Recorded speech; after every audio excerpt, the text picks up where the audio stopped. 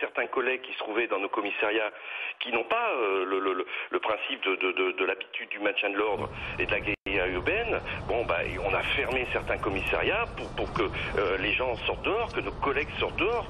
Donc tout ça franchement est insupportable, parce que qu'attend le gouvernement pour appeler l'armée, pour qu'elle remplace tous nos collègues gendarmes, CRS, de sécurité publique, qui sont en train de protéger les institutions, pour certains en train de faire des gardes statiques, pour qu'ils puissent, eux, faire leur travail, c'est-à-dire aller soutenir nos collègues qui sont aujourd'hui confrontés à cette guérilla urbaine. Et quand vous parlez de faire intervenir l'armée, Monsieur Lagache, c'est des propos très graves, parce que l'armée n'est pas censée intervenir sur le territoire intérieur, sauf en cas de révolution.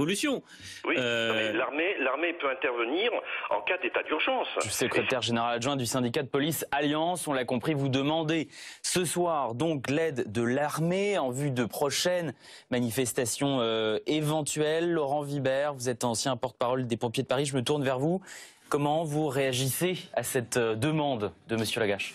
Elle est un peu stupéfiante.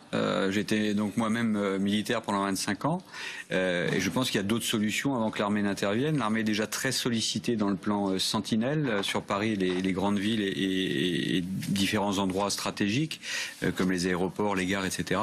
Et que c'est pas une affaire. Mais l'armée n'a pas à venir pour l'instant sur Paris. On est déjà très engagé en OPEX, en opération extérieure. Les effectifs ont été réduits depuis des années. Les budgets le sont aussi. On ne sait pas si on va aussi pouvoir payer les opérations extérieures avec le budget normal du ministère des Armées. Donc la priorité pour moi est de, comme a dit un ancien politique, il faut que force reste à la loi. Et je crois que c'est cet effort-là qu'il faut faire et adapter le dispositif. Mais pour moi, pas de place à l'armée sur cette situation-là.